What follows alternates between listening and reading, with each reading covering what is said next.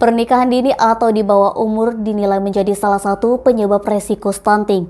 Setidaknya, tim percepatan penurunan stunting Kota Palembang mencatat kasus stunting di Kota Palembang terdapat 11 kasus resiko stunting dikarenakan calon pengantin di bawah umur.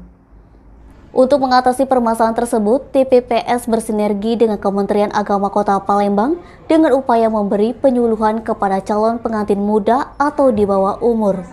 Dikatakan Sekretaris Satgas TPPS Kota Palembang Altur Febriansa, TPPS Kota Palembang menjelaskan, secara medis usia ideal calon pengantin untuk menikah yakni laki-laki 25 tahun dan perempuan 21 tahun. Hal itu agar anak lahir terhindar dari resiko stunting. Sementara dari data yang terhimpun, rata-rata pasangan yang menikah pada usia 16 tahun. Lanjut Altur, oleh karena itu Kemenak Kota Palembang akan memberi pembekalan kepada calon pengantin. Hal itu bertujuan jika memasuki usia perkawinan, maka pasangan benar-benar siap secara mental dan ekonomi juga stabil.